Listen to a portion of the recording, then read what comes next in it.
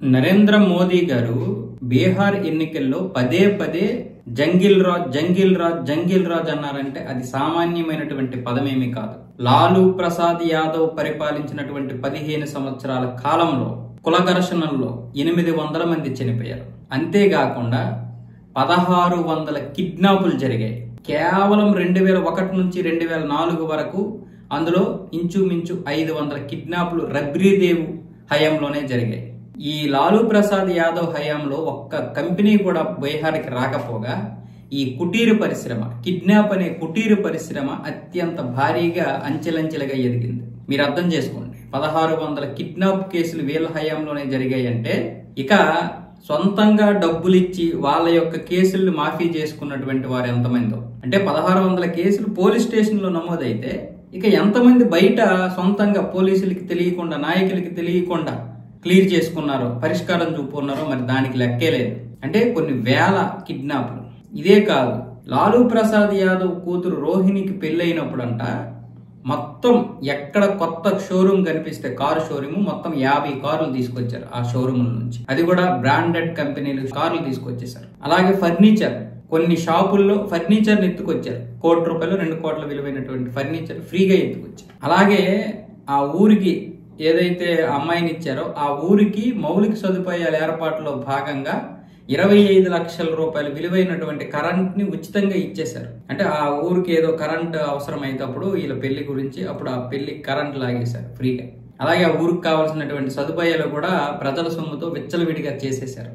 ఎక్కడ ఎవరు దొరికితే, అమ్మాయిలు బయట దొరికితే మానభంగాలు, ఎక్కడైనా గల్లాపెట్టులు దొరికితే డబ్బులు దోచుకోవడం, వ్యాపారాలు చేయలేకపోయేవాళ్ళు, ఎవరైనా డబ్బు ఉన్నటువంటి వైద్యులు కిడ్నాప్, ఇలా రకరకాలుగా ఎన్ని కేసులు అంటే అన్ని కేసులు.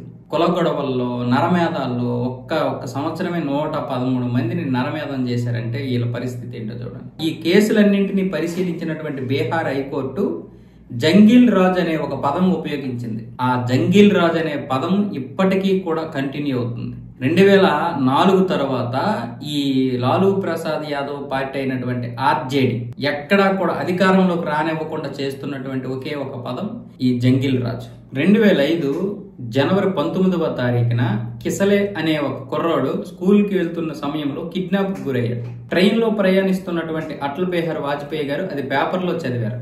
ఆయన బీహార్ వచ్చి ఒక సమావేశంలో ప్రసంగించాల్సి ఉంది. అప్పుడు అటల్ బిహారీ వాజ్పేయి గారు ఆ సమావేశంలో కహే మే కిసలే అన్నారు. నా కిసలే ఎక్కడా అన్నారు. ఆ ఒక్క పదం ఆర్జేడీ జీవితాన్ని పూర్తిగా నాశనం చేసేసింది. 10 రోజులు అది ఒక పెద్ద సంచలనం అయిపోయింది. పైగా ఆ అబ్బాయి ఒక ప్రముఖ వ్యాపారవేత్తకి సంబంధించినటువంటి బంధువు. అది చాలా పెద్ద న్యూస్ అయిపోయింది. చివరికి 10 రోజుల తర్వాత అబ్బాయిని సజీవంగా పట్టుకొని ఆ 3 కిడ్నాపర్లని ఎన్కౌంటర్ చేశారు. ఇక అంతే, అదే చివరి రోజు. ఇక ఆ చివరి అంతే. ఇంకా మరి ఆ తర్వాత ఆర్జేడీ దిగిపోయిన తర్వాత ఇప్పటి వరకు కూడా అధికారంలోకి రాలేదు. నితీష్ కుమారే 2005 నుంచి ఇప్పటి వరకు కూడా అధికారంలోకి వచ్చారు. అయితే నితీష్ కుమార్ గారు చూడండి, ఒక్క అవినీతి కూడా చేయలేదు. ఆయన ఎవరు కూడా అవినీతి అనే పేరు ఎత్తకుండా, అది ఆర్జేడీ కావచ్చు, కాంగ్రెస్ కావచ్చు, అవినీతి పరుడు అని చెప్పడానికి భయపడతానంట. పైగా ఆయన కుమారుడిని ఇప్పటి వరకు రాజకీయాల్లోకి తీసుకురాలేదు. ఎందుకంటే ఇలాంటివే జరుగుతుంటాయని ప్రత్యక్ష రాజకీయాల్లోకి తీసుకురాకుండా ప్రశాంతమైనటువంటి జీవితాన్ని తన కొడుకు ఇచ్చాడు. ఇప్పటికీ కూడా నితీష్ కుమార్ గారి యొక్క కొడుకు ఎవరికి తెలియదు పెద్దగా, స్థానికంగా ఉన్నటువంటి రాజకీయ నాయకులకి తప్ప. పిల్లలకి స్కూల్ ఇవి తీసుకొచ్చారు, సైకిల్స్. ఇంకా చెప్పాలంటే ఈ జంగిల్ రాజ్ అనే పదం ఎంత భయపెట్టిందంటే లాలూ ప్రసాద్ యాదవ్ని, జీవితంలో ఆయన ప్రత్యక్ష రాజకీయాల నుంచి తప్పుకున్నాడు. అంటే దానా కుంభకోణం అరెస్ట్ అవ్వడం ఆ తర్వాత జరిగింది, కానీ ఆ తర్వాత కూడా కొడుకులు ముందుకు తీసుకొచ్చేసి తాను ప్రత్యక్ష రాజకీయాల నుంచి తప్పుకొని వెనక నుంచి రాజకీయాలు నడిపించినా సరే ఆ జంగిల్ రాజ్ అనే పదం పోలేదు. అంతేకాదు నితీష్ కుమార్ గారు కూడా ఈ జంగిల్ రాజ్ అనే ఈ వ్యవస్థ పోవాలని, దాని నుంచి దూరం జరగడానికి ఎన్నో ప్రయత్నాలు చేశారు. అది ఆర్జేడీ చేసిన ఆ యొక్క విధానం అనేది మాత్రం భయపెట్టేసింది బీహార్ ప్రజలు. ఆ కిడ్నాపులు లేకుండా చేశారు. అలాగే పిల్లలకి చదువుకోవడానికి సైకిళ్ళు ఇచ్చారు. తద్వారా ఎంతో మంది పిల్లలు చదువుకోవడానికి బడికి వెళ్ళేవాళ్ళు. చదువుకున్న పిల్లలకి సైకిళ్ళు ఇచ్చింది కూడా నితీష్ కుమారే. చంద్రబాబు నాయుడు జన్మభూమి సైకిళ్ళు ఇచ్చారు చూడండి, అలాగా ఈయన కూడా సైకిల్ ఇవ్వడం జరిగింది. అలా ఎంతో మంది పిల్లలకి చదువుని దగ్గర చేశారు నితీష్ కుమార్. అవినీతి రహితమైనటువంటి వ్యక్తి ఆయన.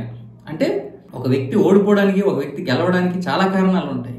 ఈ జంగిల్ రాజ్ అనేది మాత్రం ఇప్పటికీ లాలూ ప్రసాద్ యాదవ్ వదలడం లేదు. మొన్న నరేంద్ర మోదీ గారు ఒక ప్రచారంలో దాదాపు ఒక 50 నిమిషాల ప్రసంగంలో 20 సార్లు జంగిల్ రాజ్ అన్నారు. ఆ జంగిల్ రాజ్ అనే పదం వింటే బీహారీలు భయపడిపోతారు.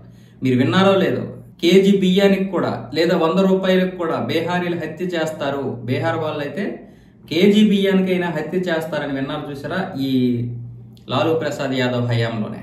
ఇదంతా కూడా 2005 నుంచి బీహార్ యొక్క పరిస్థితులు మారుతూ వచ్చాయి.